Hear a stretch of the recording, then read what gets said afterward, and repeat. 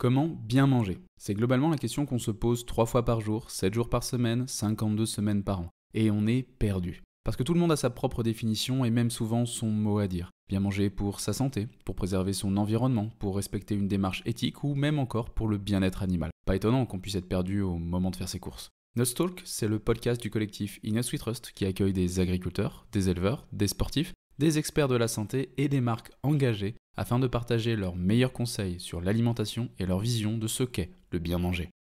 Moi, c'est Mehdi. Chaque semaine, j'accueille mes invités pour vous proposer des discussions brutes et incisives autour des manières de produire, transformer, soigner ou consommer, nous permettant de vivre pleinement chaque instant. Et ce, le plus longtemps possible. Bonne écoute!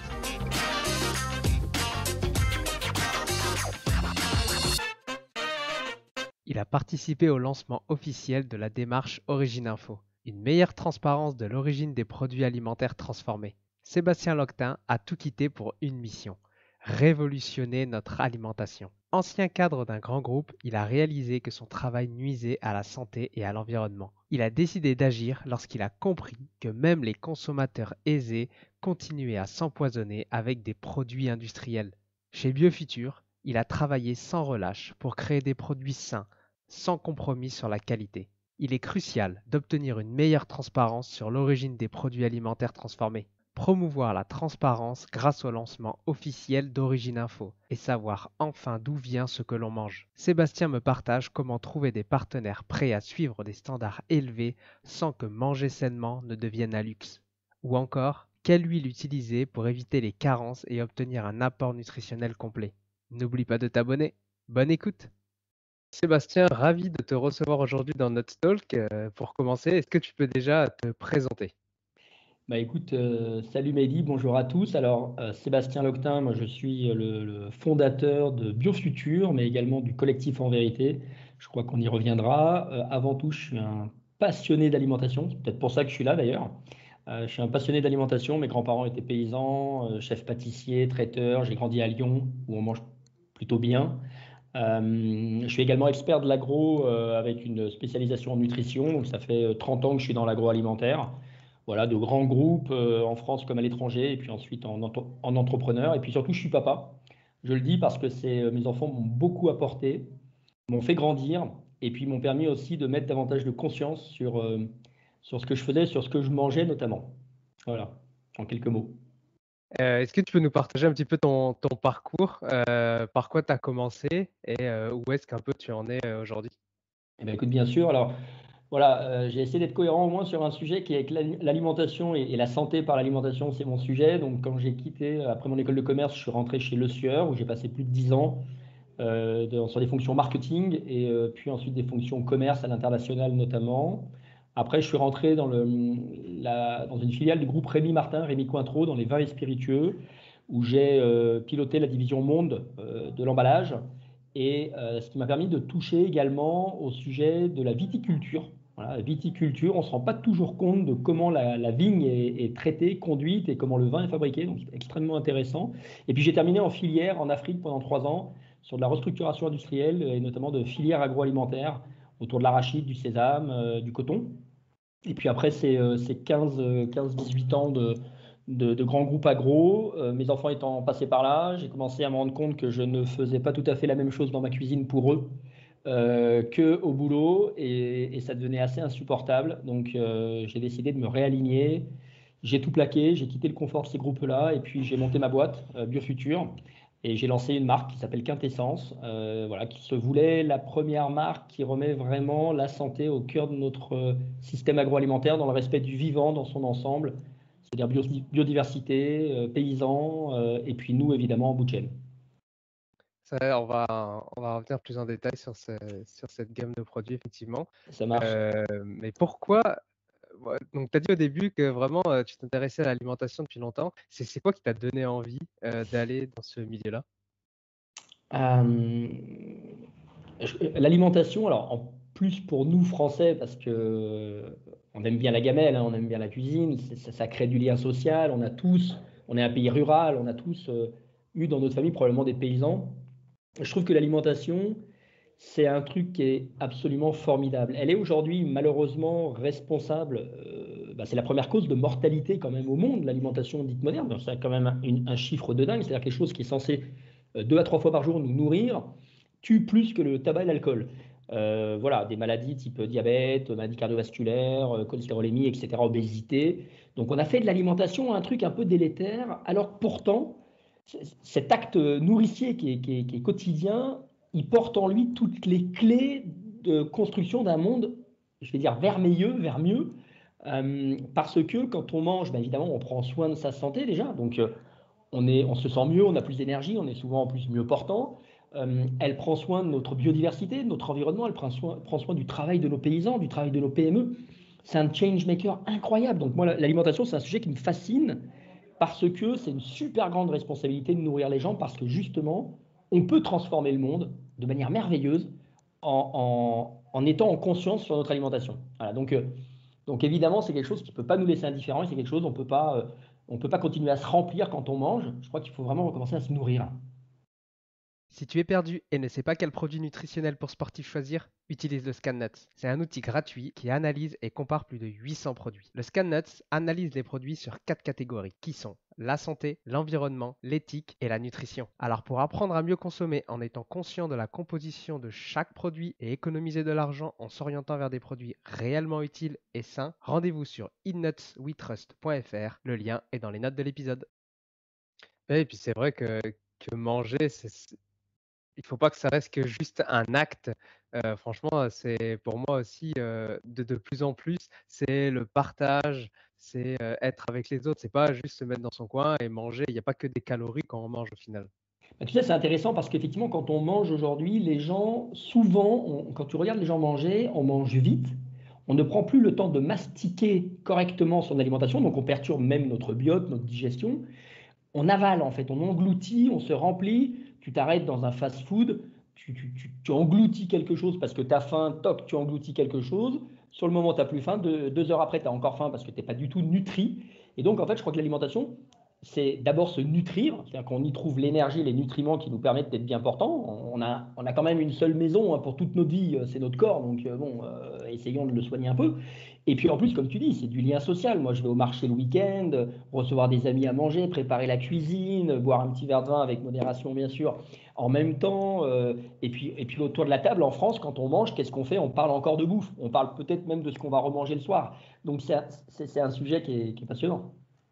Et à ton avis, toi qui es dans le milieu depuis un moment maintenant, heu, pour quelle raison, alors c'est peut-être un peu vague, mais pour quelle raison on en est venu à négliger autant notre alimentation, à même, mettre un budget, alors de mémoire, je crois que c'est seulement 15 de notre rémunération qu'on investit, dans l'alimentation. Pour toi, c'est dû à quoi? C'est vrai que le budget, il a été divisé par deux en une soixantaine d'années. Alors, il y a plusieurs causes. Si on remet un peu dans le contexte, c'est vrai que l'homme a toujours de tout temps voulu un petit peu maîtriser, rationaliser son alimentation. L'agriculture et l'élevage avaient cette vocation. On est passé des chasseurs-cueilleurs aux agriculteurs et aux éleveurs, soit très bien. Mais ça s'est un peu emballé au XXe siècle, et puis notamment après-guerre, parce qu'il fallait reconstruire et puis renourrir rapidement les gens.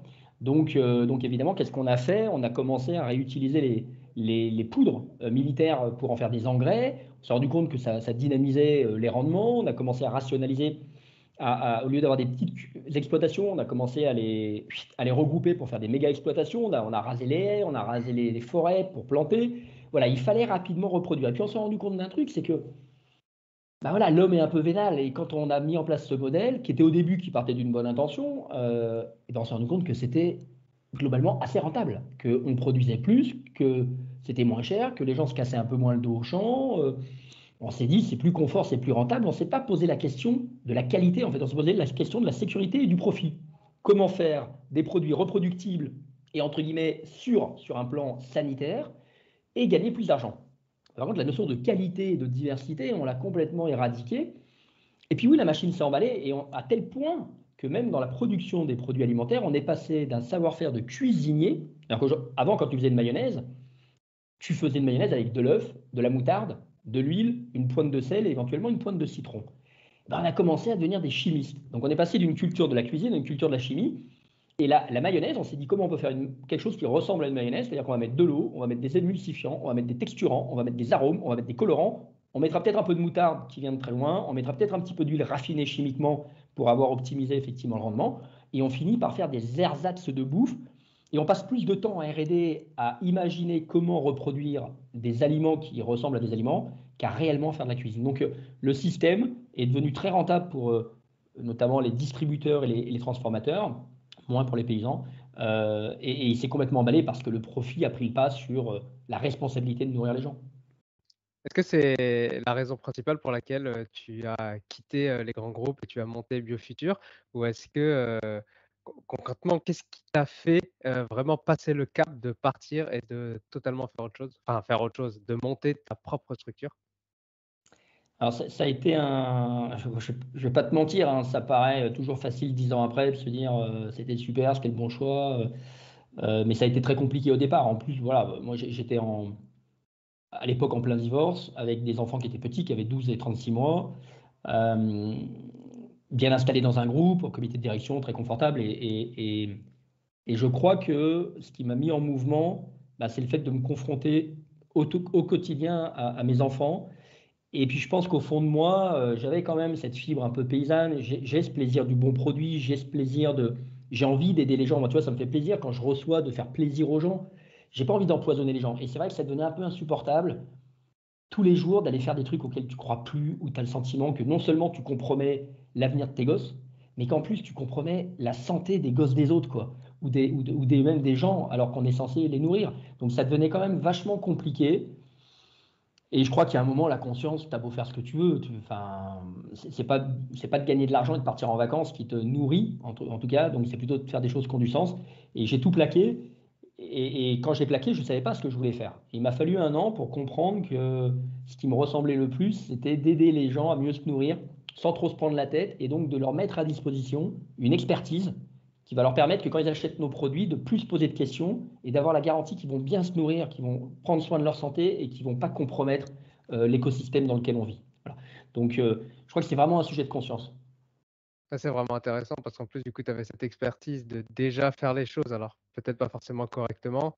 Et du coup, on peut dire que tu avais peut-être l'expérience et la légitimité de faire des produits meilleurs pour la santé et même au goût. Bah ouais, ce qui est compliqué, c'est que quand tu plaques ces groupes-là, au début, les gens sont sceptiques parce qu'ils se disent, ils t'ont toujours connu, voilà, confortablement installé, à cautionner des modèles qui étaient globalement délétères. Et moi, franchement, je me demande encore aujourd'hui comment j'ai fait pour ne pas vouloir voir plus tôt ce que je faisais. Parce qui est intéressant, c'est la capacité qu'on a à se mentir. Parce que c'est vachement compliqué de reconnaître qu'on se ment, c'est vachement compliqué de reconnaître qu'on fait fausse route. Euh, et quand voilà, je t'inviterai un jour à visiter une raffinerie d'huile, c'est vraiment, on est dans la chimie, c'est-à-dire qu'on est quasiment dans de la chimie pétrolière, c'est-à-dire qu'on c'est de la raffinerie avec de l'hexane, avec de l'acide phosphorique, de l'acide sulfurique. C'est incroyablement éloigné de ce qu'on peut imaginer d'une production d'une huile d'olive ou d'une huile vierge bio.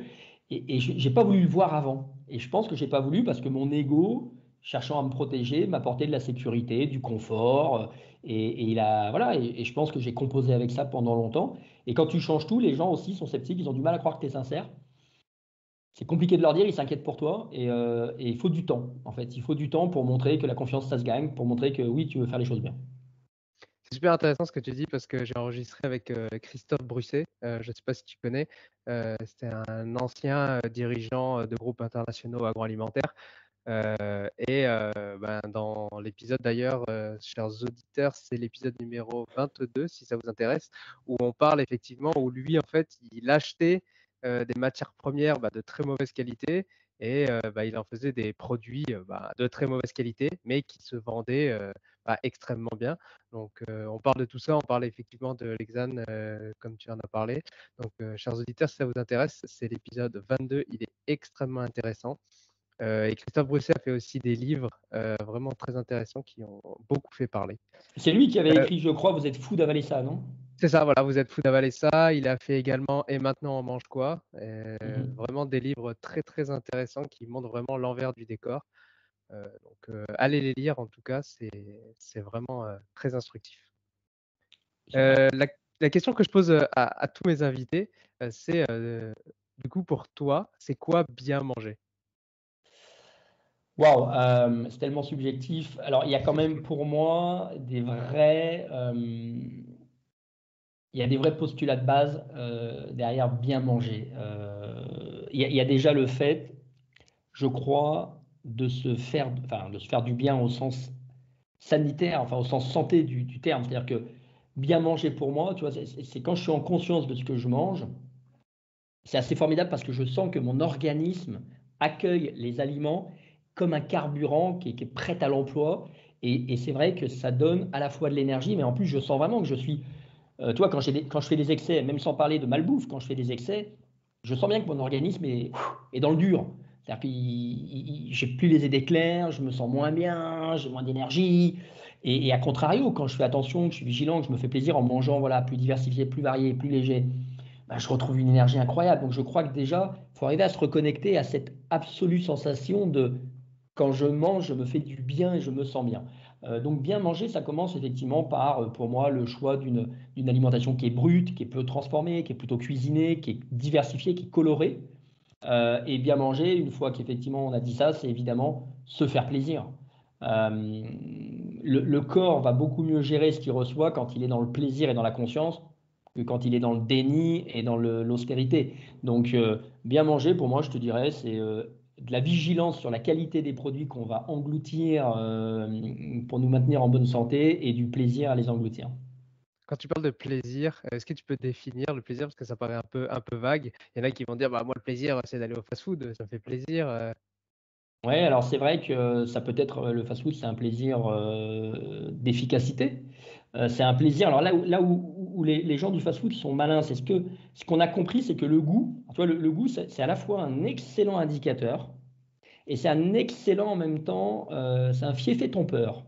Parce que derrière le corps, évidemment, il est naturellement attiré par le gras et par le sucre. Tout simplement pourquoi? Parce que quand on est bébé, l'aliment de référence, c'est le lait maternel. Le lait maternel, c'est très gras, hein, c'est 55% matière grasse, et sucré, il y a des glucides. Pourquoi? Parce que ce sont les aliments les plus énergétiques qui soient. Et le bébé, t'imagines que lui, pour survivre, il a besoin d'énergie.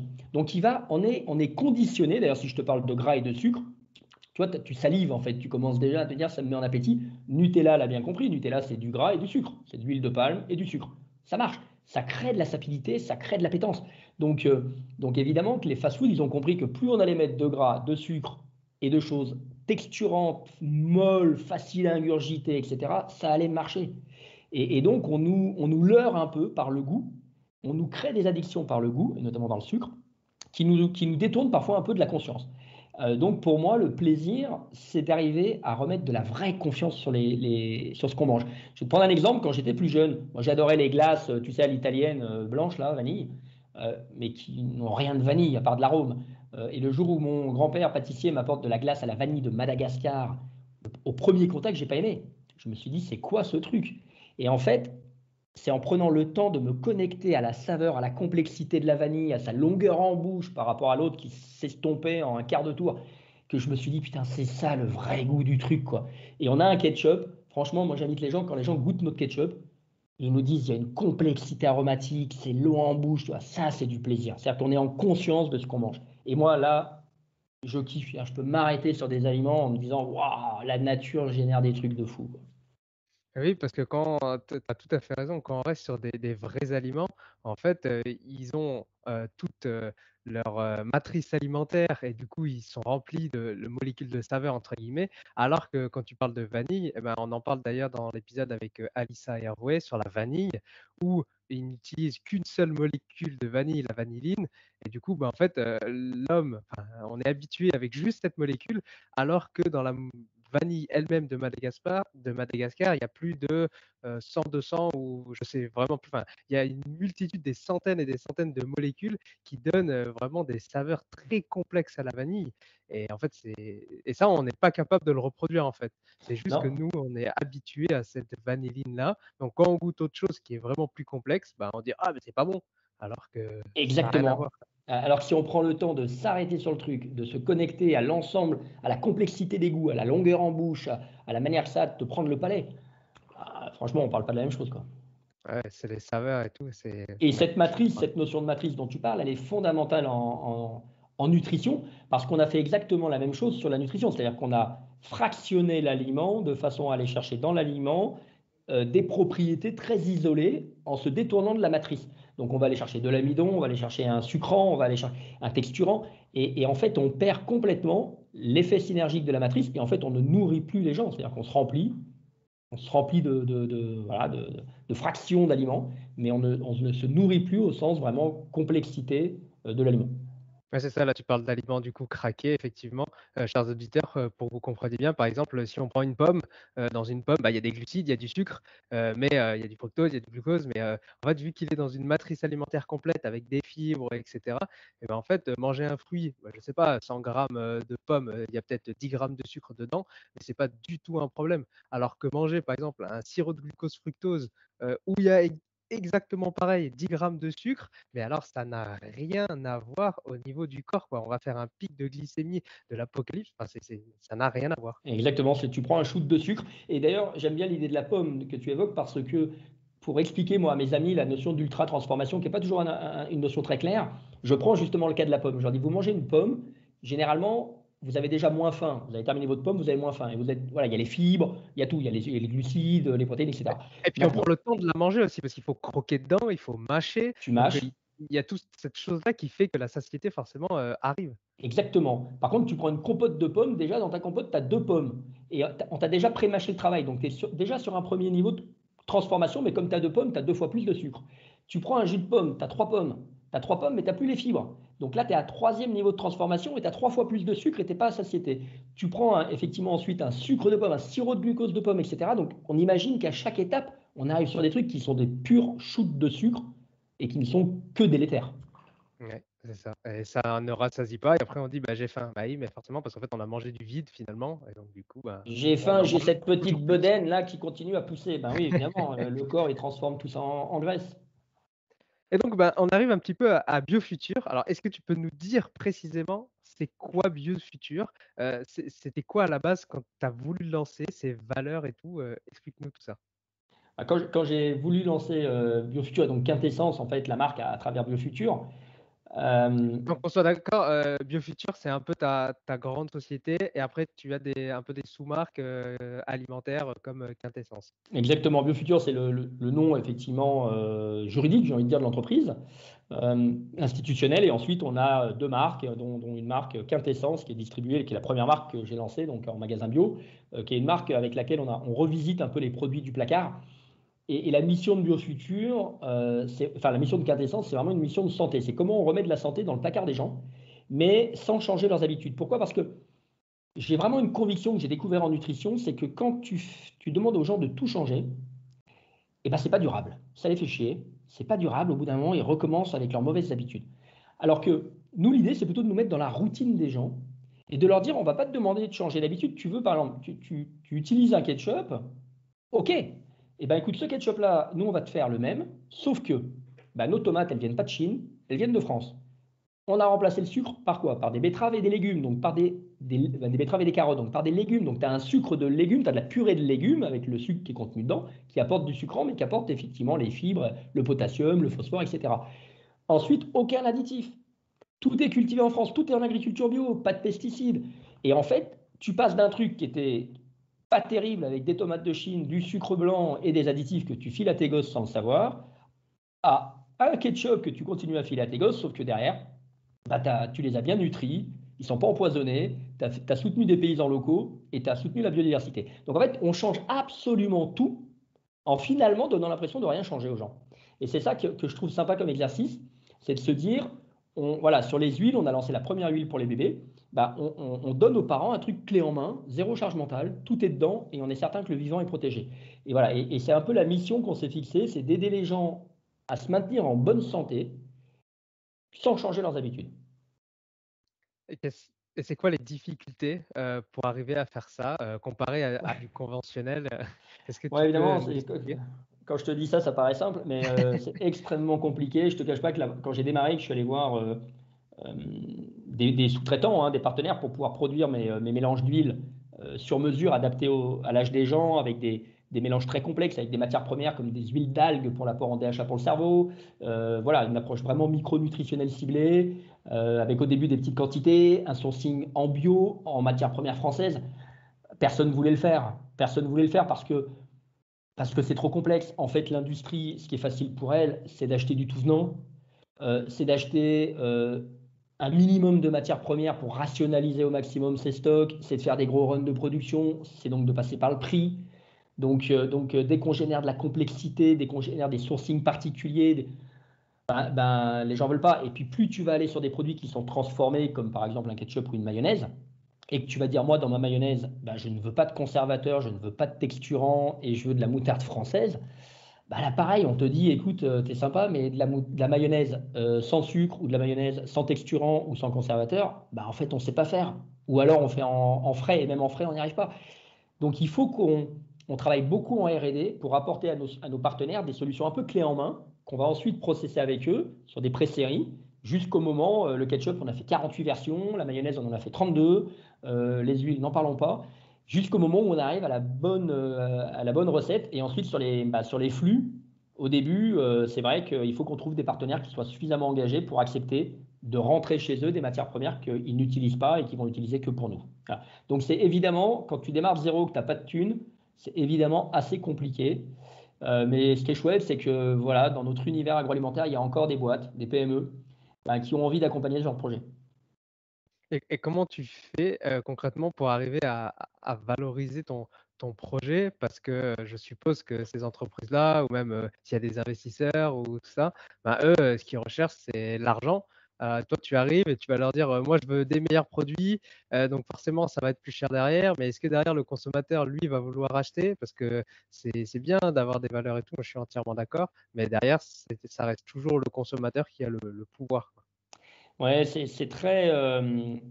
En fait, pour revenir à ce qu'on se disait en préambule, l'alimentation, malheureusement, s'il y a plus de 15% de notre budget, c'est parce qu'on a banalisé le truc. Tu vois, il y a 60 ans, manger, il fallait aller faire les courses tous les jours, il n'y avait pas de frigo, il fallait cuisiner, on s'adressait à des paysans, on était sur des produits bruts, on était en contact des gens qui produisaient. Ça avait de la valeur. C'est pas aujourd'hui, tu marches dans une rue, tu as un fast-food, un kebab, deux supermarchés, une boulangerie, un snack, un distributeur, tu as de la bouffe partout, ça dégueule de partout, ça n'a plus de valeur. Il n'y a plus besoin d'aller chasser, il n'y a plus besoin de se lever le matin, il n'y a plus besoin de cuisiner. On t'a tout mis sur un plateau et on essaye de te faire croire que ça vaut 1 euro le repas. Mais c'est un mensonge. En fait, on ne nous nourrit pas. Ça vaut 1 euro parce que, tout est dans le prix. C'est-à-dire que oui, ça vaut qu'1 euro. Voilà. Mais on a tellement banalisé le truc et tellement menti aux consommateurs sur la réalité de ce qu'ils mangeaient que derrière, quand toi, tu arrives avec un vrai produit fait dans les règles de l'art, où tu veux rémunérer les paysans correctement, ne pas empoisonner les gens, prendre soin de leur santé, être dans une complexité, c'est compliqué à justifier. Voilà, c'est vraiment compliqué parce que les gens considèrent que l'alimentation, ça doit être un truc pas cher. Ouais, moi j'en vois beaucoup, hein, qui disent, peu importe un produit X et un produit Y, qui disent: «Mais c'est hors de prix, ils se foutent de nous, c'est pas possible de faire un produit à ce prix-là». Comment est-ce que vous faites pour essayer de communiquer là-dessus et pour dire: «Ben non, regarde pourquoi, c'est plus cher ou pourquoi c'est moins cher», et pas forcément convaincre les personnes, parce que les personnes forcément si elles pensent ça, c'est qu'il y a toute une éducation à refaire et là c'est très compliqué. Mais comment est-ce que chez vous, vous arrivez un peu là-dessus? C'est vraiment compliqué comme sujet parce que nous, on a conscience qu'évidemment, on fait des produits qui sont destinés à des gens qui peuvent ou qui veulent vraiment prendre soin de leur santé par l'alimentation. Ouais, Clairement. vous êtes déjà dans la démarche, la personne, elle veut faire mieux, du coup, nous, on est là. Vous êtes pas au Exactement. moment où on va essayer d'aller chercher les personnes, qui ne veulent pas faire mieux, quoi. Non, en fait le sujet qu'on a, c'est vouloir, ou pouvoir, hein, l'un ou l'autre, mais c'est vrai qu'il y a une volonté de sortir du déni et de vraiment être en conscience de ce qu'on mange. Et la notion du prix, c'est assez intéressant parce que nous, notre clientèle, moi, tu vois, il y a un truc qui me rend fou. Je le dis vraiment sans démagogie. Ce qui me rend fou, c'est quand on dit qu'en gros, on ne peut pas changer le modèle agroalimentaire parce qu'il faut penser à tous les gens qui n'ont pas les moyens. C'est d'une démagogie politique qui me fait gerber. Pourquoi? Parce qu'on est en train de dire à des gens qui n'ont pas les moyens, qui galèrent, qui ont d'autres soucis, qui évidemment mangent mal, donc sont soumis à des maladies, etc., on leur dit en plus, les gars, on va tous aller dans le mur à cause de vous, parce que vous êtes là, qu'il faut bien vous nourrir, donc il faut bien faire de la merde. Alors que pour moi, le vrai sujet, c'est pas celui-ci. C'est plutôt de poser la question à l'envers en disant pourquoi tous les gens qui ont les moyens, et on est quand même dans un pays où il y a des gens qui ont les moyens, hein, tu pars en vacances, c'est toujours full.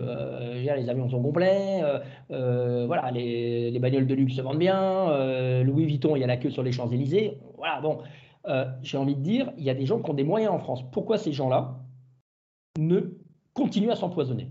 Voilà, moi, la vraie question, c'est de me dire pourquoi ces gens-là, quand j'ouvre le placard de beaucoup d'amis qui ont les moyens, pourquoi je continue à avoir des marques de multinationales qui, depuis 40 ans, nous défoncent sur tous les plans? Et là, il y a un sujet de conscience et d'éducation de ces gens-là. C'est comment ces gens-là, on leur fait prendre conscience qu'ils sont non seulement en train de s'empoisonner eux, donc de moins bien vieillir demain, mais en plus de compromettre un peu la survie de l'humanité sur la Terre. Et ça, c'est un sujet parce que si on arrive à embarquer ces gens qui ont les moyens, on va générer un mouvement qui va être très important, qui va permettre de démocratiser la transition alimentaire et de mieux nourrir moins cher ceux qui ont moins les moyens. Et là, on est dans une démocratie sociale alimentaire. Ce sont les gens qui ont les moyens qui, par la conscience, vont faire l'effort. Je trouve ça assez juste. Donc évidemment que on sait que nous, on adresse des gens qui ont ce pouvoir d'achat, mais il faut qu'ils aient la conscience, ou alors on adresse des gens qui, évidemment, veulent le faire. Et tu sais que ce qui m'a beaucoup surpris, moi, quand j'ai démarré en magasin bio, c'est qu'en magasin bio, sur les parkings, on dit toujours c'est cher la bio, c'était pas des Ferrari et des Mercedes, hein. Les premiers clients historiques des magasins bio, c'est les paysans et les professeurs des écoles. C'est des gens éduqués, vigilants sur ce qu'ils mangent. Voilà. De toute façon, il a été montré que manger alors bio ou plus sainement n'était pas vraiment plus cher que acheter des produits dans le conventionnel parce que les personnes en fait ne font en général pas les bons choix entre guillemets sur des produits conventionnels et vont s'orienter sur des produits transformés ou ultra transformés qui font énormément grimper le prix de la facture finale, alors qu'au final, en s'orientant sur des produits un peu plus bruts, on va dire, et ben, au final, la facture diminue vraiment beaucoup plus. Bon, j'ai pas les chiffres, il faudrait retrouver ça, mais voilà. En fait, tu as deux prix. Tu as deux prix de l'alimentation. À court terme, tu as un prix à la caisse, effectivement. Alors évidemment, si tu me dis, moi, je mange des plats préparés et je veux les mêmes en bio, ah oui, ça va te coûter plus cher nécessairement. Il y aura moins d'additifs chimiques, il y a une agriculture bio, c'est pas le même prix. Mais évidemment que tu peux manger bio. Il y a plein de produits qui sont pas nécessairement beaucoup plus chers, notamment en fruits et légumes, je pense. Tu peux manger bio, par exemple. Ça nécessite en revanche, oui, de cuisiner un peu plus et d'être un peu plus en conscience de ce que tu achètes. Mais la vertu de ça, à court terme, c'est que quand tu achètes des trucs dégueulasses, eh ben, tu gâches beaucoup plus. Parce que ce qui n'a pas de valeur n'a pas de valeur. Donc tu le jettes facilement. Moi, le premier truc que j'ai réalisé quand j'ai vraiment basculé sur une vigilance alimentaire pour mes enfants notamment, tu gâches beaucoup moins, tu achètes ce dont tu as besoin. Tu le cuisines et tu le finis. Et donc, tu as une économie parce que tu gâches beaucoup moins. Tu cuisines davantage, donc ça te coûte aussi moins cher. Donc, à court terme, tu peux régler quand même une partie de ce sujet. Et évidemment, tu as raison de le souligner, à long terme, le prix que tu payes à la caisse pour un plat dégoûtant, c'est pas le prix à la caisse, hein. Derrière, tu vas payer sur ta santé, tu vas payer sur la dépollution des eaux, tu vas payer sur le coût environnemental. Donc, au niveau de tes impôts et tes taxes locales, crois-moi, crois-moi que tu vas le sentir passer sur la durée. C'est ça, c'est les coûts cachés, mais c'est vrai que les personnes regardent que le coût au moment T et pas le coût au moment T plus 3, 4, 5 ou même plus 10, 15, 20 par rapport à la santé. Donc c'est un peu, ouais, c'est une conscience, comme tu dis, à prendre C'est et je c'est- comprends. c'est aussi parce que, comme tu le disais tout à l'heure, c'est aussi parce que, en face d'un prix, aujourd'hui, quand tu rentres dans un magasin, la seule information qui est obligatoire sur tous les produits alimentaires, c'est le prix et le prix au kilo. Donc, les gens, qu'est-ce qu'ils font? Ils comparent des informations comparables, le prix. Oui, et puis ça fait des années également aussi que tout ce qui est publicité et tout ne parle que de promotion, de prix le moins cher, ici c'est le Exactement. moins cher, et cetera. Donc tu parlais de tes amis qui achètent effectivement des produits de mauvaise qualité, mais est-ce que finalement ils sont pas un peu, je veux dire, endoctrinés par toutes ces publicités? Parce qu'effectivement, ceux qui sont dans le bio, et ben bon alors moi je ne regarde pas la télé, donc je sais pas trop les pubs qui passent, mais si c'est comme, quand j'étais petit, les pubs, c'est toujours les pubs pour des produits, pas chers, sucrés, enfin voilà, dégueulasses, on va dire. Et et est-ce que les entreprises qui sont dans le bio, ben, ont forcément moins de moyens et du coup ne peuvent pas communiquer, du coup sont moins visibles aux yeux de ces personnes-là? Alors, il y a deux choses. Il y a effectivement, d'une part, tu as raison, l'endoctrinement, c'est-à-dire qu'il y a une désinformation. Est-ce que tu te rappelles, tu étais peut-être trop jeune, mais Nutella, moi je me rappelle dans les années 90, les pubs Nutella, c'était du bon lait et des noisettes. Non, mais le foutage de gueule. Nutella, c'est 55% d'huile de palme et 30% de sucre. Il y a 10% de noisettes qui se courent après avec un peu de lactosérum. Bon, les gars te vendent du bon lait et des noisettes en gros avec du lait et des noisettes qui tombent sur ta tartine. Voilà, évidemment qu'il y a une désinformation. Et quand je te disais que le seul élément qu'on compare en magasin, c'est le prix, parce que c'est le seul qui est rationalisé, qui est comparable. Après, tu n'as rien, tu n'as pas de Bah, il y a label quand même qui te la liste permet. des ingrédients, mais c'est vrai Ouais, mais que c'est compliqué quand personne ne même. regarde pas. Il faut tourner les packs. Tu vois, il y a pas un label qui te dit, ben voilà, ces deux produits en termes d'impact environnemental, ça donne ça, en termes de nutrition, ça donne ça, et en termes de. Si tu prends par exemple les lave-vaisselle, quand tu vas acheter ton lave-vaisselle, tu as une étiquette pour l'énergie et tu as une étiquette pour la consommation d'eau. Bon, le lave-vaisselle pas cher, tu vois qu'il est F et F. Le lave-vaisselle plus cher, il est A et A. Bon, au moins, tu te dis, ok, je compare le prix, mais par contre, ben, il y a un moment, je vais passer à la caisse parce que ça va me coûter cher en eau et en électricité. Donc peut-être que je préfère acheter un peu plus cher maintenant. Et du coup, tu arbitres, mais tu arbitres en connaissance de cause. Sur l'alimentaire, tu ne peux pas faire ça. Ah, Tu arbitres en fonction du prix. alors je vais faire l'avocat du diable, mais il y a le Nutri-Score. Alors, il y a le Nutri-Score, effectivement, qui est en train, mais qui n'est pas obligatoire, qui est en train de se déployer, qui est une super initiative, qui devrait être rendue obligatoire sur tous les produits, mais qui devrait être encore plus robuste qu'il ne l'est. Parce qu'il y a certains sujets dans le Nutri-Score comme l'ultra-transformation qui n'est pas prise en compte, les additifs non plus. Je pense qu'il y a un enjeu de santé publique qui doit être raccroché au Nutri-Score. Mais en tout cas, c'est une super initiative, tu as raison. Et maintenant, pour répondre au sujet des PME bio, oui, évidemment, une PME n'a pas les moyens d'une multinationale qui est beaucoup plus rentable parce qu'ils vendent beaucoup plus de produits ultra transformés et chimiques. Et donc, du coup, les PME bio, ben, elles doivent investir davantage dans le produit que dans la pub. Voilà. Et c'est vrai que moi, dans mon placard, ben, c'est vrai que je n'ai que des produits de PME parce que je sais qu'une PME, comme elle n'a pas les moyens de balancer de la pub à tour de bras, elle va être beaucoup plus vigilante sur la qualité de ses produits parce que c'est son seul moyen de survie. Donc, je privilégie Mais ça. parce que toi, tu as effectivement du coup la culture.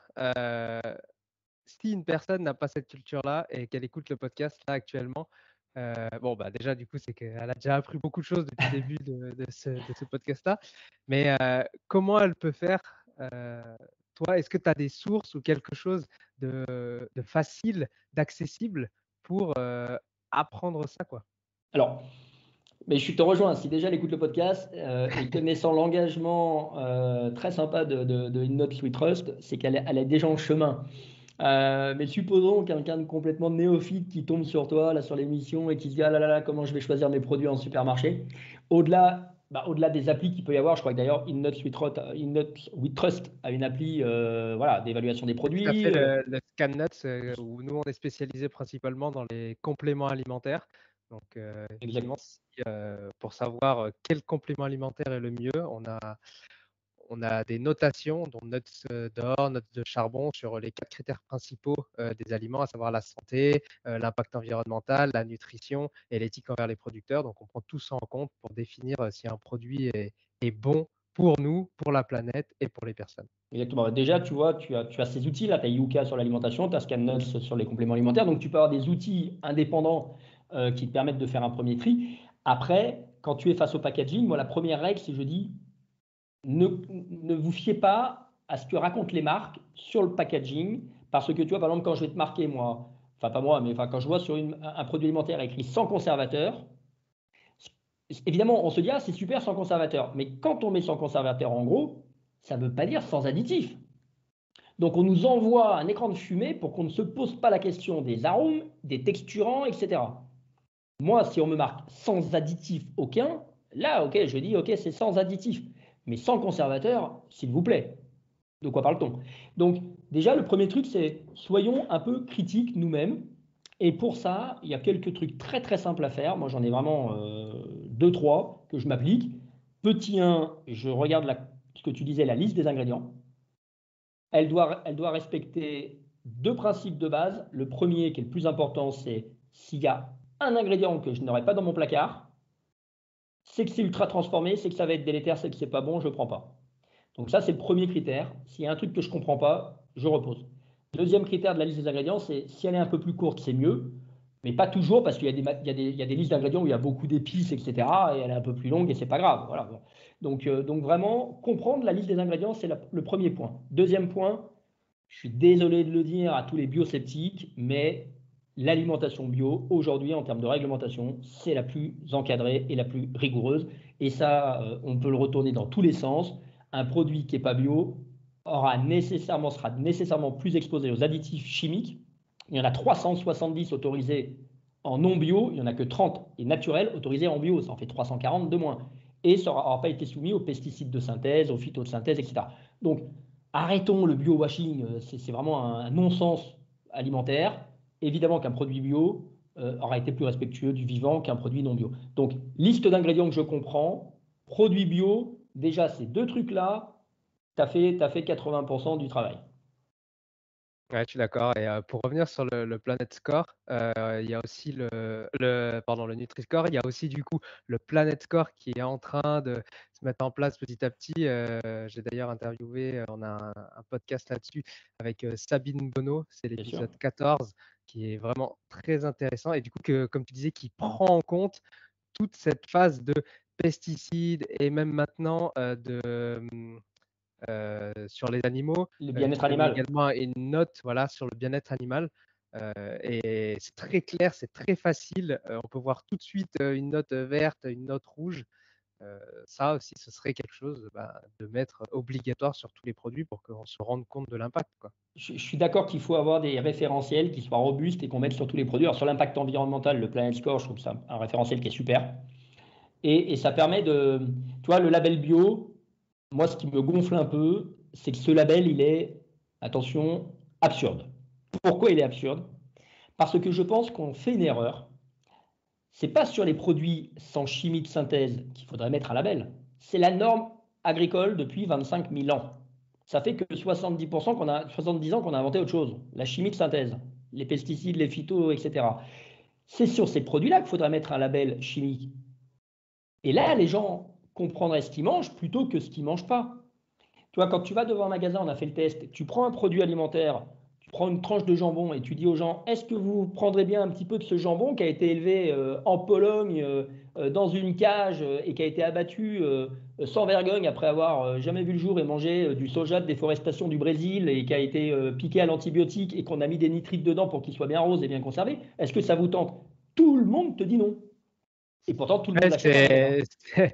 c'est Foodwatch, je crois, qui fait des vidéos comme ça, où elles sont excellentes, où ils vont dans Exactement. les rues et la personne, effectivement, dit est-ce que vous voulez un peu et les personnes, effectivement, comme tu Tout dis, le monde n'en dit veulent pas, non. quoi. Bah évidemment, c'est là-dessus qu'il faut mettre une information. Tu dis aux gens, est-ce que vous redonnerez bien un peu de ketchup à vos enfants? Vous inquiétez pas, les tomates ont été cultivées en Chine de manière hyper intensive avec plein de pesticides et transformées là-bas. Et puis on y a rajouté du sucre raffiné qui va exploser le pic de glycémie de vos gosses et quelques additifs cachés. Mais les gens te disent tous non. C'est évident. Mais ça, tu ne le vois pas sur le pack. Donc je pense qu'on s'est trompé. On a une tendance à indiquer quand il n'y a rien de méchant dans un produit. Par contre, on n'indique pas quand il y a un truc méchant. Donc, Ça me fait penser, je crois que c'est au Brésil ou au Mexique, je sais plus dans quel pays, où en fait ils ont mis ça en place sur les goûters des enfants, où c'est alors je sais plus, c'est des étoiles ou des petits stickers noirs, je crois. Et maintenant, les enfants à l'école, le but du jeu, c'est d'avoir le moins de petites pastilles, parce que ça montre effectivement, comme tu dis, la mauvaise qualité du produit. ça a été un vrai combat. Je crois que c'est au Chili et je crois que c'est un pédiatre qui a lancé ça, notamment sur les Ok. céréales pour les enfants. Et effectivement, lui, il a dit on va alerter quand c'est dangereux. Et donc, on va mettre effectivement des labels, des références noires sur les packagings pour indiquer un peu la dangerosité du produit. Et le mec, je vais te dire, lui, il a souffert pour arriver à faire aboutir ça. Mais en revanche, ça a transformé la consommation des enfants. Parce qu'aucun parent au monde n'a envie en conscience d'empoisonner son enfant. Ça n'existe pas. Voilà, je ne connais pas de parents qui veulent faire ça. Donc on le fait tous, malheureusement sans savoir. On le fait tous malgré nous. Et donc il y a une véritable tromperie, c'est-à-dire qu'on paye pour ça. Donc Ouais. quelque chose qui me Plus de dérange. plus de transparence, il faudrait effectivement Plus de faire. vérité, exactement. Et comment, vous, chez BioFuture, vous faites pour choisir les produits à développer? comment vous les développez et ben, quels ingrédients vous mettez dedans? Comment vous faites vos choix? Alors déjà, quand on va développer un produit, nous on essaye de rester sur un domaine qui est le domaine un peu du placard. Donc des produits qu'on va avoir ce qu'on appelle en épicerie salée, les huiles, les sauces, les condiments, ça peut être les bouillons, ça peut être les soupes, ça peut être enfin, tous ces produits qu'on a en ambiant. Et ensuite, il faut que ces produits s'inscrivent quand même dans une forme de routine. Moi, je crois que si on veut avoir de l'impact, et de l'impact sur la santé des gens, il faut qu'on soit en routine dans leurs habitudes alimentaires. Donc c'est pour ça que les huiles, tu vois, on a une huile bébé, c'est une cuillère à café dans chaque purée de l'enfant. On est en routine, le bébé il est bien nutri tous les jours de sa petite vie, de ses 1000 premiers jours. Et je crois à cette notion de routine parce que la nutrition c'est très ingrat, ça ne se voit pas tout de suite, ce n'est pas un claquement de doigts. On construit des fondations, on construit un demain meilleur. Donc on doit être dans la routine. Ensuite, quand on va revisiter un produit, on a construit un cahier des charges qui est aujourd'hui, franchement, on se l'est fait auditer 2 fois, c'est le plus exigeant du marché. Le premier pilier de notre cahier des charges, c'est la santé. C'est-à-dire on travaille avec un groupe d'experts, naturopathes, nutritionnistes, micronutritionnistes, médecins chinois, et on travaille, quand on va revisiter un segment, par exemple les sauces ou les huiles, on leur demande comment on peut faire de ces produits des masterclass pour la santé des gens. C'est-à-dire apporter beaucoup plus que ce que les gens peuvent imaginer en allant sourcer des matières premières qui sont extrêmement des super aliments, des matières premières dont on respecte la matrice, qui sont très riches en nutriments. Et donc, on revisite ces produits avec une extrême richesse nutritionnelle, avec une limitation du sel et du sucre, évidemment, pas d'ultra-transformation, pas d'additifs. Donc voilà, ça c'est vraiment le pilier santé. Ensuite, bah, évidemment, tout est fait en bio chez nous, ça c'est un peu la base. Voilà. Tout est fait en agriculture locale. 90% de nos matières premières sont cultivées par des paysans français. Et enfin, bah, on termine avec un chef pour s'assurer que ce qu'on va faire est bon. Parce que voilà, on veut quand même, moi, mes produits, je les consomme. C'est pas juste pour rester en bonne santé. Je les consomme parce que c'est bon aussi. Donc voilà, et ensuite on a un chef. Donc on a un cahier des charges qui est quand même très exigeant et donc c'est compliqué de développer des produits. Et ensuite on a un cahier des charges de partenaires pour s'assurer aussi qu'on soit sur des partenaires familiaux, engagés, français, pour être cohérent sur notre chaîne de valeur.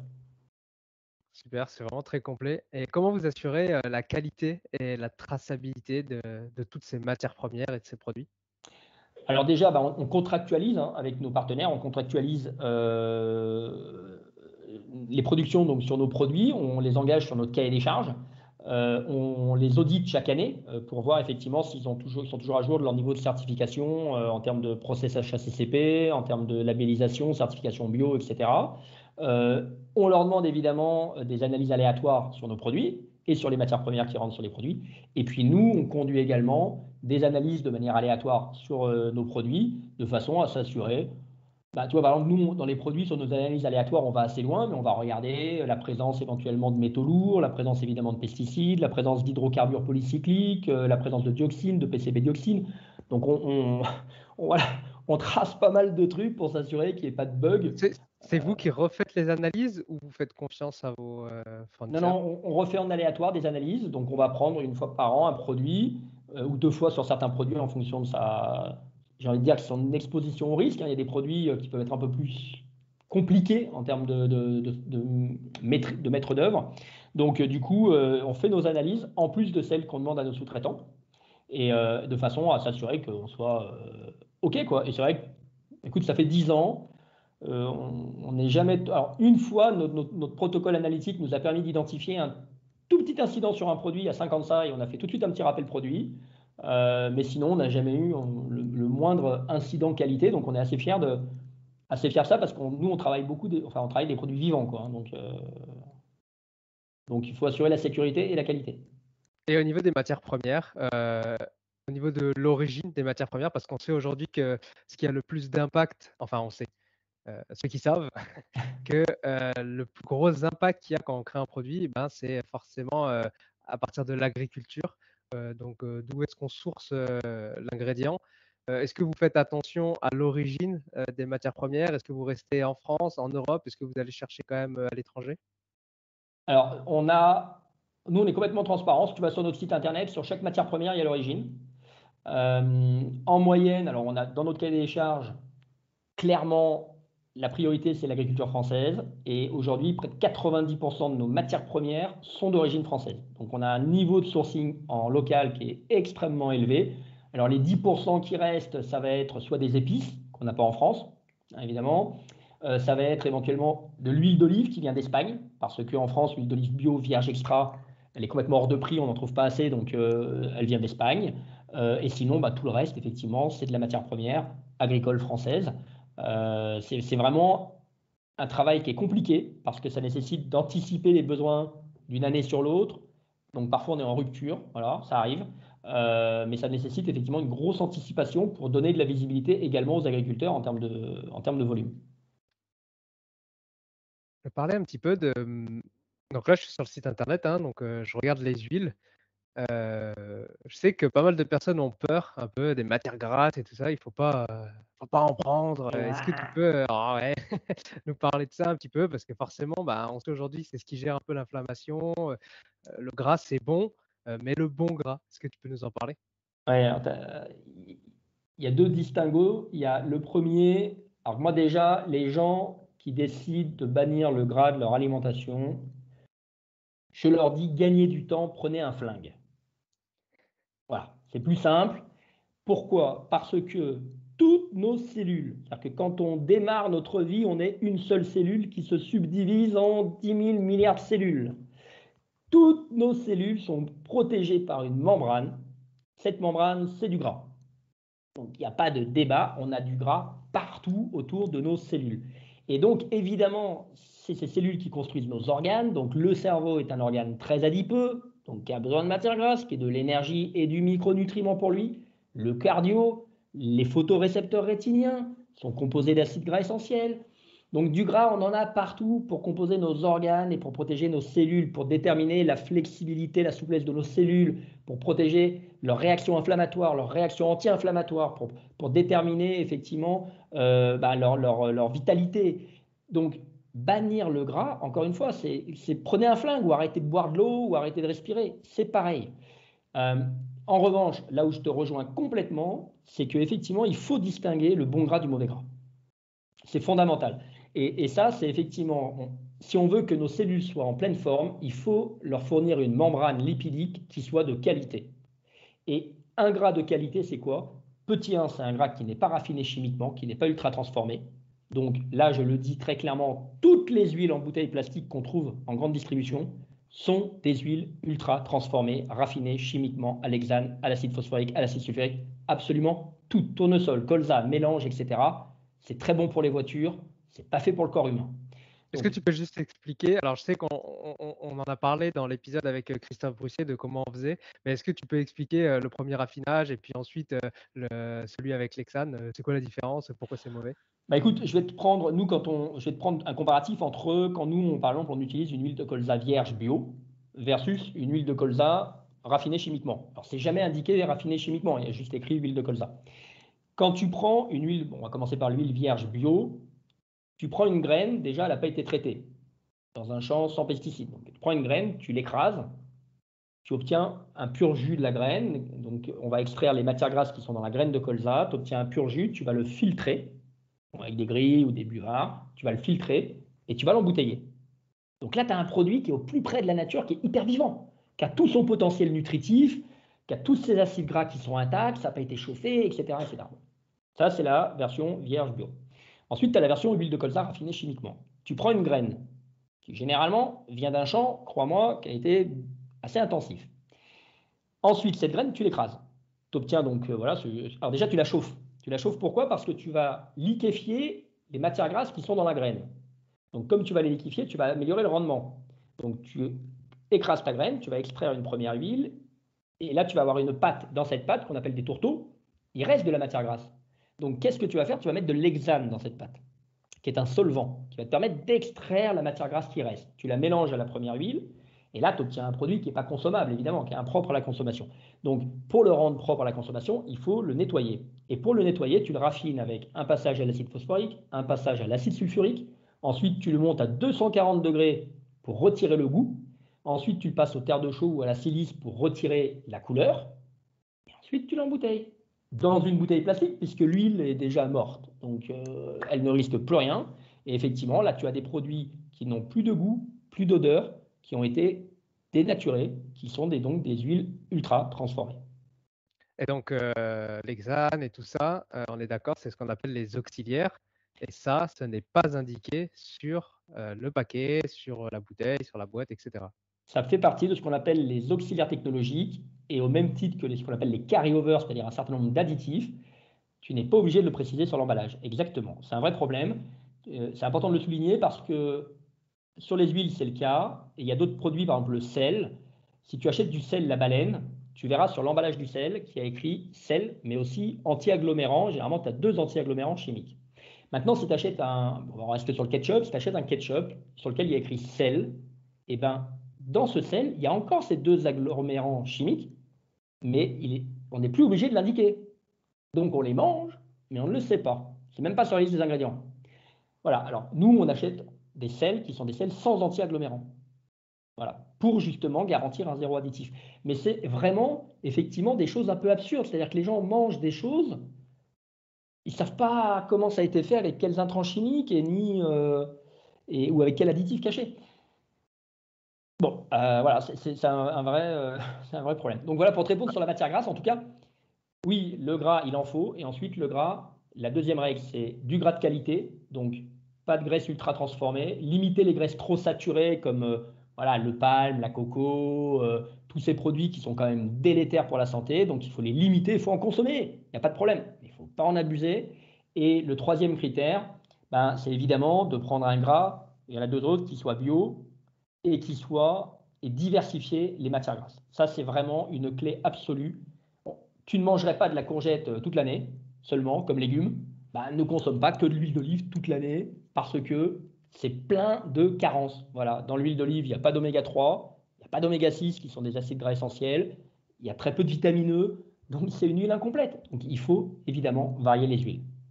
Ouais, tout à fait. Bah, juste pour faire un petit rappel, il faudrait au minimum avoir 30 produits bruts différents par semaine. Ce serait le chiffre à peu près à D'accord. atteindre pour, pour avoir une alimentation la plus variée possible, que ce soit en légumes, en oléagineux, en légumineuses, etc. Il faudrait atteindre à peu près 30 ingrédients différents quoi, pour avoir un peu, bah, comme tu disais, tous ces bénéfices-là. Bah, écoute, ok, je ne Euh, savais pas du tout, mais ce qui est intéressant, tu vois, nous, on fait des mélanges d'huile bio, et dans nos mélanges, il y a entre 4 et 6 huiles. Bon, bah déjà, ça fait 4 à 6 hein, sur 30. Ça règle le problème du gras. Non, mais c'est vrai, c'est totalement ça. Et d'ailleurs, vous avez plusieurs gammes d'huile. Est-ce que tu peux nous en parler un petit peu? Pourquoi autant de gammes? Est-ce que c'est nécessaire et pourquoi? Alors, on a une gamme avec 5 huiles, parce qu'en fait, nous, quand on fait nos mélanges d'huile, l'idée de faire un mélange, c'est d'avoir des apports qui soient complets. Comme tu le disais, la diversité, c'est l'équilibre. Donc, 5 huiles, 6 huiles, ça permet d'apporter tous les nutriments qui vont bien. Après, ces nutriments, ton corps, en fonction de son âge, il n'a pas les mêmes besoins. C'est-à-dire qu'un bébé, ben, il a une portion alimentaire de 10 grammes d'huile par jour, avec des besoins de bébé qui sont importants pour son âge. Un enfant, il termine la construction, développement de son cerveau jusqu'à peu près 10 ans à maturité. Il a besoin de beaucoup d'oméga 3 et de DHA et de matières grasses de qualité pour nourrir le développement du cerveau qui est un consommateur d'énergie de folie. Une femme enceinte, on comprend qu'elle doit à la fois préserver ses réserves, mais aussi alimenter le bébé. Donc, en fonction de notre âge, nos besoins ils sont très spécifiques. Et donc, du coup, nos mélanges, ils sont adaptés nutritionnellement à ce qu'on appelle l'apport nutritionnel conseillé par population. Donc, on a une huile, un mélange pour les femmes enceintes et allaitantes, donc pour tout ce qui va être dépression postpartum, la peau, le cardiovasculaire, le développement du cerveau du fœtus. On a une huile pour les bébés, pareil, pour tout ce qui va être effectivement développement, bon développement du bébé, une pour les enfants, une pour nous adultes parce qu'on a un besoin, et une à partir de 50 ans pour tout prévenir tous les premiers signes de l'âge, la mémoire, la vision, la peau, le cholestérol, la protection cellulaire. Donc on est vraiment en nutrition ciblée, et tout ça, en fait, tu ne le vois pas parce que tu achètes une huile que tu consommes comme une huile. Super. La seule chose qu'on demande aux gens, c'est de savoir quel âge ils ont. Bon, ça, Ça va généralement, normalement en général. généralement, ils savent.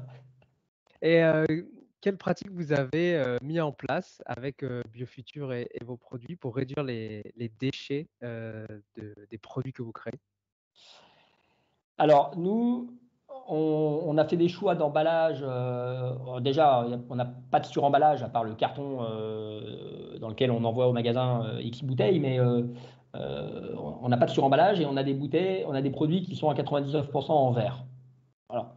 Donc on a fait le choix du verre qui se recycle bien, voilà, qui est quand même consommateur d'énergie. Je vais pas te mentir, l'emballage, c'est pas un grand combat pour nous. Voilà. Pourquoi? Parce que déjà, on ne peut pas être sur tous les combats. Que nous, notre combat, c'est déjà la santé des gens et que ça commence par ce qu'il y a dans le produit, donc ce qu'on va mettre dans notre corps, plutôt que ce qu'on va mettre dans la poubelle. Voilà. Donc, ma foi, chacun son combat. Et que comme tu l'as dit tout à l'heure, qui est très juste, l'impact premier, il commence dans le champ. L'emballage, et le Planet Score, je crois, le démontre, l'emballage, c'est à peu près 15% de l'impact. 85% de l'impact, c'est le contenu. Donc, c'est ce qu'on va manger. Ça va être le type de culture, l'origine des cultures, la diversité des cultures, la transformation des cultures, le transport des cultures, etc., qui génère le gros de l'impact. Donc, il faut faire un choix. On ne peut pas être, malheureusement, on est trop petit et on ne peut pas être sur tous les combats. Donc, sur l'emballage, on est vigilant à ne pas faire du plastique à gogo, des trucs comme ça. Mais en revanche, voilà, nous, notre combat, c'est vraiment le contenu. Ouais, je comprends. Et quel défi, du coup, vous rencontrez pour maintenir la balance entre la responsabilité écologique et la rentabilité économique de l'entreprise? Parce que forcément, là, on a beau faire les meilleurs produits, forcément, au bout d'un moment, il faut quand même que l'entreprise soit rentable pour pouvoir améliorer encore la vie des gens derrière, parce que sinon, ça ne sert à rien. Ouais, c'est marrant ce que tu dis parce que moi j'ai eu beaucoup de mal. Il m'a fallu un moment pour accepter cette notion de gagner de l'argent. Parce que quand tu te lances pour vraiment faire quelque chose de bien et aider les gens, tu culpabilises presque de gagner de l'argent. Parce que tu te dis, si je gagne de l'argent, les gens vont penser que en fait, je fais ça pour le fric. Tu vois, donc c'est presque à la limite. Bon, nous, on a gagné de l'argent, on en a perdu, on en perd en ce moment, on va en regagner demain, j'espère. Mais quelque part, ça m'a jamais trop stressé parce que je voyais ça comme une manière de dire, vous voyez, c'est pas un sujet d'argent. Mais je crois que c'est un peu une erreur de ma part parce que, comme tu dis, pour être durable, il faut gagner de l'argent. C'est-à-dire que c'est presque injuste quand tu te casses la nénette pour faire des trucs bien, c'est presque injuste de ne pas gagner d'argent et de ne pas pouvoir vivre correctement de ton travail. Je trouve que, et en fait, je suis en train de régler ce sujet en me disant, il faut qu'on soit plus rigoureux sur nos budgets, sur la manière de faire les choses, parce que oui, il faut que l'entreprise gagne de l'argent et c'est pas grave et c'est ok et c'est tant mieux parce que Coca-Cola qui gagne des millions et des millions, ils le font en détruisant la planète. Putain, nous, si on en gagne un peu en préservant la santé des gens, c'est ok quoi, tu vois. Donc c'est un vrai sujet, le sujet de la rentabilité. Et évidemment, tout est bouclé. C'est-à-dire qu'à un moment, quand on fait des produits avec un niveau de qualité, nous, quand j'achète, le coût de revient de mon ketchup, c'est quasiment le prix de vente en magasin du ketchup Heinz. Enfin, tu vois, en termes de qualité, on est tellement haut qu'évidemment qu'on a des coûts de revient qui sont bien payés les paysans, faire venir de France en bio, pas d'additifs. Il faut qu'on arrive à le faire savoir aux consommateurs. Et pour ça, nous, on essaye de créer une chaîne, un lien humain. Alors, tu vois, là, ce qu'on fait aujourd'hui, on s'est sollicité. D'ailleurs, merci beaucoup parce que dès qu'on peut parler de nos produits et expliquer ce qu'on fait, on se rend compte qu'il y a des gens qui décident de changer leur comportement d'achat et qui finalement nous soutiennent. Et en achetant nos produits, ils soutiennent des paysans, ils soutiennent leur santé, ils soutiennent des PME. Et il faut qu'on vende plus. Voilà, il faut qu'on vende plus pour gagner de l'argent. Voilà, pour gagner de l'argent, pour développer de nouveaux bons produits et pour être là dans 10 ans, dans 20 ans, dans 30 ans. Ah oui, c'est ça, hein. C'est un vrai sujet. C'est pas un sujet simple, surtout qu'on a traversé 3 ans compliqués entre le Covid, la guerre en Ukraine, l'inflation. Être une PME, ouais, faut être convaincu, ouais. Donc, tu nous as parlé de la gamme Quintessence, mais il y a aussi une autre gamme qui est Node. Ouais. Est-ce que tu peux nous en parler aussi, du coup? Ouais, attends, note, je vais te montrer un sweep parce que c'est drôle. Tac. Alors, pour que les gens comprennent bien ce que c'est que Node, il y a un petit tricky. Hop. Node, à l'envers, ça fait bon. En fait, Node, c'est une marque avec la qualité des produits de Quintessence. C'est une marque qu'on a lancée pour la grande distribution. Donc, Quintessence est dans tous les magasins bio, sur Internet, en pharmacie, etc. Node, on l'a lancé pour la grande distribution pour démocratiser un peu le message qu'on veut faire passer. Et quand tu vas en grande distribution, Mehdi, en face de toi, tu as des géants, des multinationales, et tu es quand même un peu dans le temple de la malbouffe, quoi. Et j'ai toujours eu l'impression de rentrer dans un monde qui marche un peu sur la tête. Tu vois, ça dégueule de produits partout, les trois quarts des trucs, ça sert à rien, c'est ultra transformé, c'est plein d'additifs.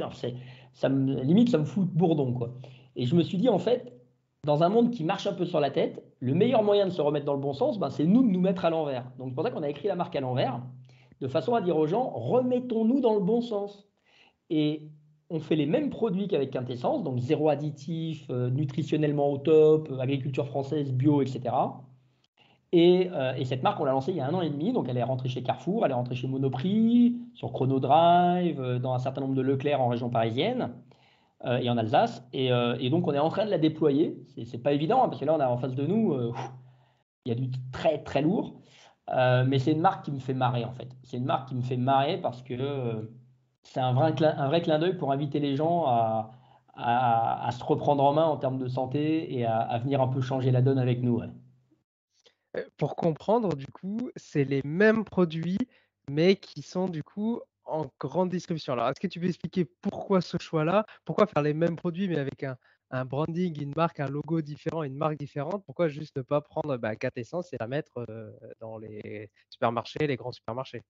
Alors, il y a plusieurs raisons. Il y a une première raison qui est une raison de loyauté. Moi, quand j'ai démarré, que je suis arrivé en magasin bio, je venais de la grande distribution, des grosses marques, euh, et on m'a fait confiance. Voilà, on m'a fait confiance, on m'a donné ma chance. J'ai pu lancer mes produits, ça s'est bien passé. Euh, et donc, du coup, la marque Quintessence, voilà, c'est une marque qui fait venir des gens dans les magasins bio. Et j'ai envie de rester loyal à cette idée que Quintessence est bien dans un magasin où on a des valeurs qui sont partagées avec une clientèle qui vient avec cette volonté déjà de changer. Quand on arrive en grande distribution, la clientèle qui va en grande distribution, elle est beaucoup plus éparse, elle est beaucoup plus diversifiée. Il y a vraiment de tout. Il y a des gens pas du tout éduqués, il y a des gens très éduqués, il y a des gens très riches, il y a des gens pas riches, il y a vraiment de tout. Et on s'est dit, il faut qu'on y aille avec une marque qui raconte l'histoire un peu différemment. Quintessence, on est sur une marque qui, toi, c'est la quintessence, c'est vraiment voilà, c'est un peu une marque un peu ésotérique, c'est une marque un peu spirituelle, c'est une marque un peu holistique. En magasin de grande distribution, il faut être plus pragmatique. Il faut être un peu plus taquin. Donc, Node, on s'est dit, on va y aller de manière un peu plus taquine, un peu plus moderne, un peu plus impertinente. Et on s'est dit, on va y aller avec une autre personnalité parce qu'on va toucher des gens un peu différents, dans un univers un peu différent. Et donc, à la fois par la loyauté pour nos clients historiques et parce qu'on arrive sur un marché qui est différent, on s'y adresse différemment. Ouais, c'est tout à fait clair. Et du coup, alors la question, je pense que tout le monde se pose, c'est est-ce que c'est les mêmes ingrédients, c'est les mêmes produits, et surtout, est-ce que c'est les mêmes prix, ou est-ce que il y en a qui vont dire ah bah non, c'est plus cher, je me fais avoir, alors que là-bas c'est moins cher, etc. Alors, écoute, je ne veux pas te mentir. Pour te répondre sur la qualité des produits, je vais te poser une question et tu vas avoir la réponse tout de suite. Est-ce que tu en as une huile pour les bébés, on a un ketchup? Est-ce qu'une maman qui décide d'aller acheter, de faire ses courses chez Monoprix, doit moins bien manger parce qu'elle n'a pas été chez Biocop? Je pense que non. Donc évidemment que nous, le consommateur, il est libre de faire ses courses où il veut. On ne va pas commencer à moins bien nourrir les gosses parce que la maman, elle préfère aller en bas de chez elle chez Monoprix ou en bas de chez elle chez Naturalia. Voilà. Donc évidemment, c'est la même qualité. La mission de Quintessence et de Node, c'est d'abord la santé des gens. Ensuite, en termes de prix, pour te répondre, ça dépend plus de nous. Parce que nous, évidemment, on est cohérent sur nos. Voilà, les coûts de production sont à peu près les mêmes. Voire un peu plus cher sur Node, peut-être, parce qu'on a moins aujourd'hui de volume. Mais on a des tarifs qui sont les mêmes. Et après, c'est les magasins qui décident de leur prix. Moi, quand j'ai des gens qui me disent ah bah tiens, j'ai vu ton produit là-bas, il n'était pas très cher. Ouais, bah, je l'ai vu là-bas, il est très cher. C'est pas ma responsabilité. C'est-à-dire que le magasin il décide de faire sa marge. Donc après, ça dépend des circuits, ça dépend des magasins. Sur le prix, malheureusement, on n'a pas la main. Merci beaucoup pour ta transparence, en tout cas, Je c'est t'en prie. vraiment, vraiment très clair. Et ben, on va passer au collectif En Vérité. Donc tu as fondé, pardon, le collectif En Vérité, qui est une association à but non lucratif. C'est quoi l'objectif? Il y a 2 ans, je déjeunais chez des amis et au moment du dessert, alors évidemment, quand j'ai des potes qui nous reçoivent, en plus j'étais avec un pote qui est assez engagé aussi, David, et quand on va dîner chez des potes, bah, ils sont un peu, voilà, ils savent que nous on est quand même un peu épicuriens, vigilants. Euh, et au moment du dessert, notre copine nous apporte des oranges et moi je demande à voir le filet d'orange. Et sur le filet d'orange, il y avait une toute petite étiquette qu'il fallait ouvrir et en tout petit, il y avait origine Espagne, ok, et il y avait 3 traitements à la cire et 2 traitements phytosanitaires pesticides. Donc évidemment, j'ai dit non merci, pas d'orange. Et la tête de ma copine, elle a été décomposée. Elle m'a dit, je suis vraiment désolé, si j'avais su, j'en aurais acheté d'autres. Et cette phrase-là, elle m'a marqué. Je me suis dit, si, en fait, quand les gens savent, ils font différemment. Et en sortant du dîner avec David, mon pote, on s'est dit, comment on peut faire pour quand même régler ce problème? Il y a un vrai sujet, les gens ne savent pas ce qu'ils achètent.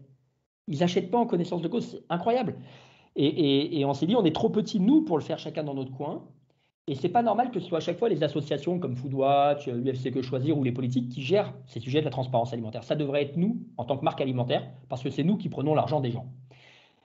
Et on s'est dit, et si c'était du coup nous, les marques, qui nous regroupions pour faire un contre-lobby positif et aller demander aux politiques de nous obliger à dire la vérité aux consommateurs. C'est-à-dire à nous obliger à mettre sur nos emballages des informations qui soient les mêmes pour tous et qui renseignent correctement le consommateur. Et c'est comme ça que l'idée est partie. Donc, on a rencontré une douzaine de premières marques à qui on a soumis le projet. Elles ont été OK pour le tester. Et puis, comme elles se sont rendues compte que c'était hyper positif et que la transparence, c'est aussi une opportunité pour nous, les marques, de mieux faire, eh ben, on a regroupé d'autres marques. Donc, on a monté une association qui est une association d'intérêt général, reconnue par les pouvoirs publics, qui regroupe 60 marques alimentaires. Et on se bat au quotidien avec les pouvoirs publics pour rendre obligatoire une information sur l'impact environnemental, type Planet Score, santé type Nutri-Score et origine des matières premières type info-origine, qui est le grand sujet du moment de la ministre Olivia Grégoire. Voilà, donc on est vraiment un collectif de marques alimentaires. On fait du lobby pour, étonnamment, donner plus de transparence aux consommateurs.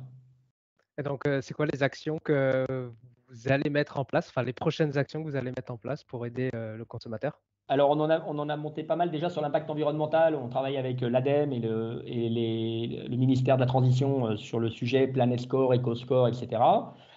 Et plus récemment, sur le sujet, par exemple, de l'origine des produits alimentaires, on a fait une étude parce que c'est un sujet qui nous passionne, on a fait une étude en septembre, dont on a publié les résultats et qui a montré que 86% des Français voulaient savoir d'où vient leur alimentation.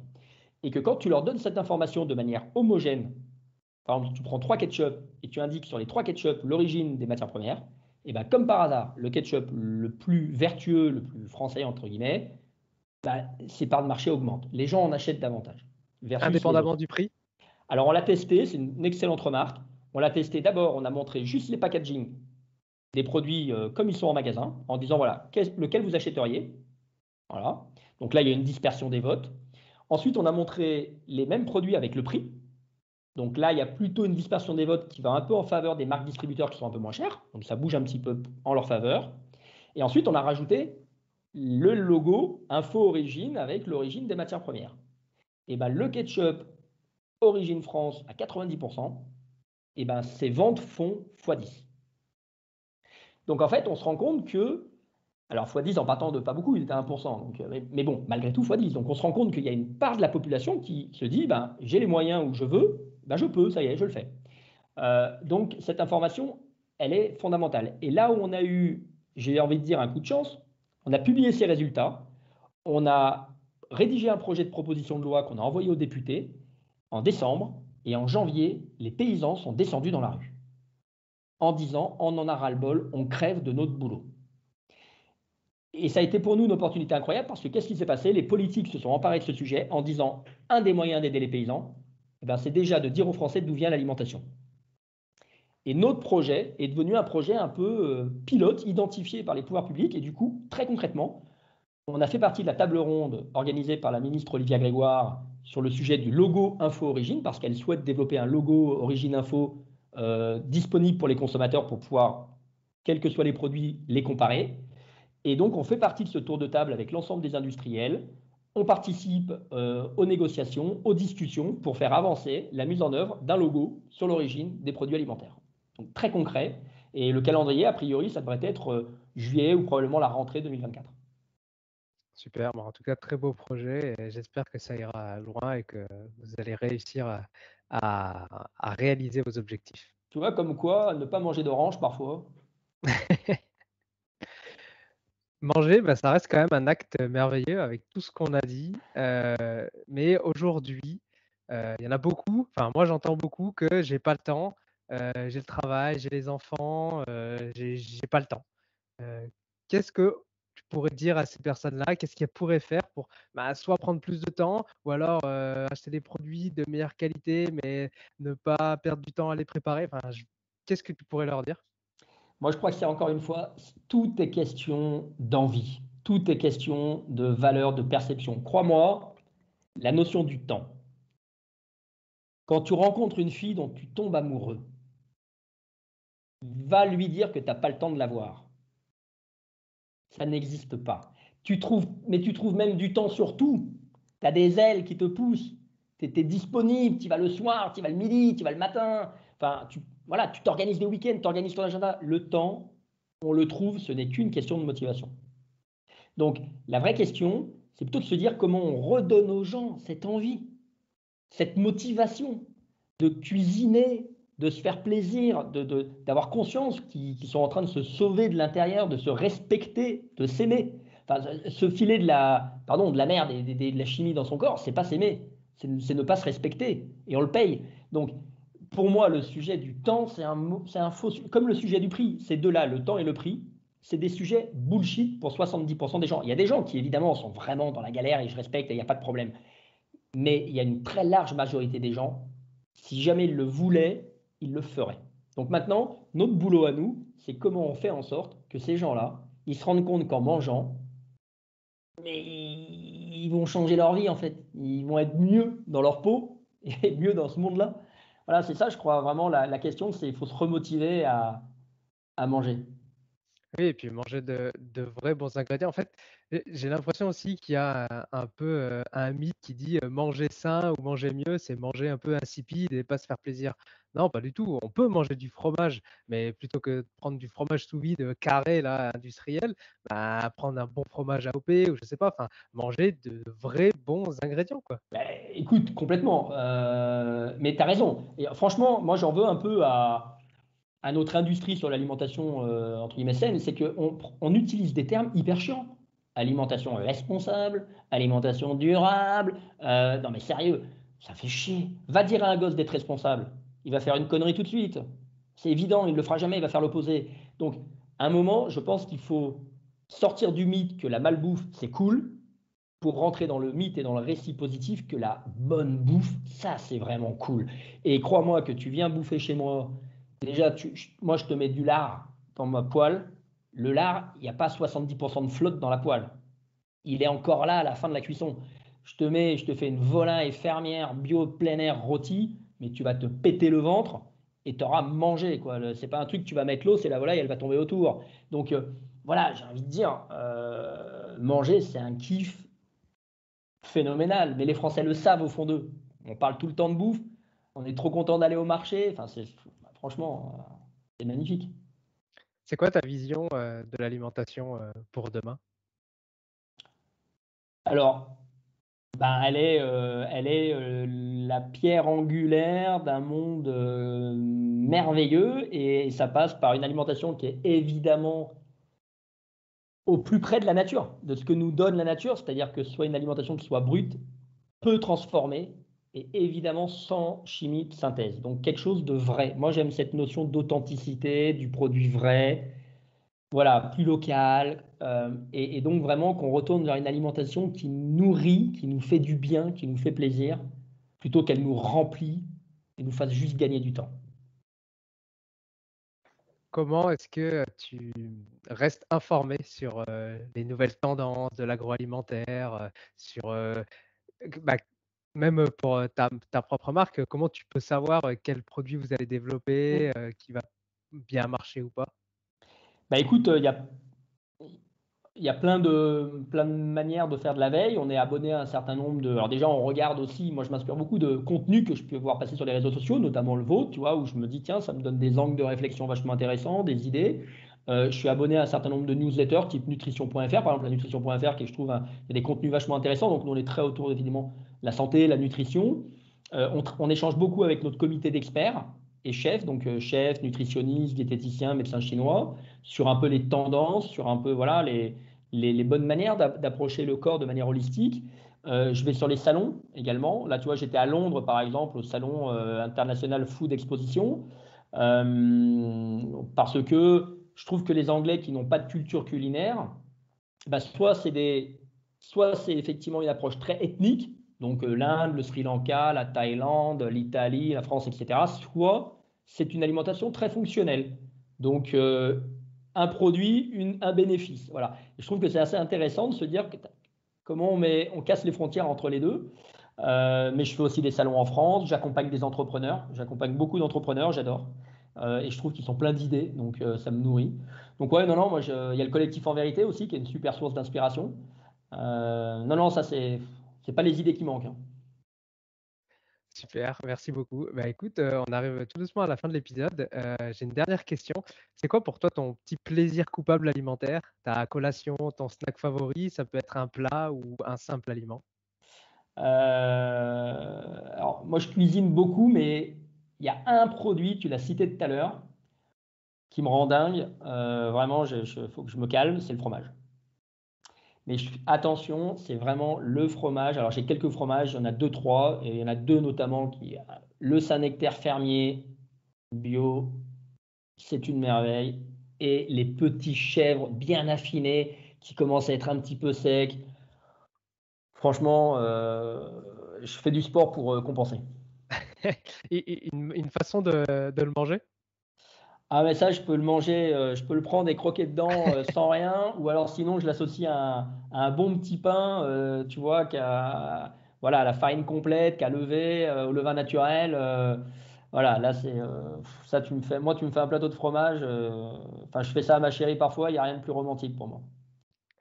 Eh ben, écoute, merci Sébastien. C'était vraiment un super épisode. Si on veut un petit peu plus de Sébastien ou de BioFuture, où est-ce qu'on peut vous retrouver? Bah écoute, alors BioFuture sur Internet, il y a le site hein, quintessence-bio.fr et puis Node également -bio.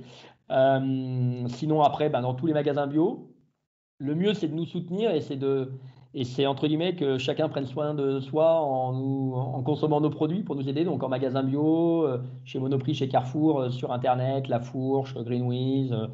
Voilà, on peut nous retrouver sur ces endroits-là, sur LinkedIn également. Voilà, il y a plein de points de contact. Il ne faut pas hésiter s'il y a des questions. Super, je mettrai tous les liens dans les notes de l'épisode pour les personnes qui veulent en savoir plus. Ça Écoute, marche. je te remercie beaucoup pour ton temps, pour tes explications, pour tes apprentissages. C'était hyper intéressant et j'espère que nos auditeurs auront appris également beaucoup de choses. Bah écoute, merci Mehdi pour l'accueil, pour ce temps de parole. Moi, tu auras noté que je suis assez passionné par le sujet. Donc, ça me fait super plaisir d'avoir pu échanger avec toi. Et tu diras bonjour à tes deux acolytes et surtout continuer comme ça. Avec grand plaisir. Et ben écoute, moi je te dis à une prochaine, peut-être pour un prochain épisode. Avec plaisir. Salut Mehdi. Salut! Merci d'avoir écouté jusqu'au bout. Si l'épisode t'a plu, laisse-nous une note 5 étoiles et un commentaire sur ton application de podcast préférée. Ça fait toujours chaud au cœur de recevoir vos retours. Et si tu veux améliorer ton alimentation, mais que tu ne sais pas quel aliment ou complément choisir, rends-toi sur notre comparateur en ligne entièrement gratuit sur innutswetrust.fr. Tu trouveras le lien dans les notes de l'épisode. À bientôt! Maintenant, tu le sais.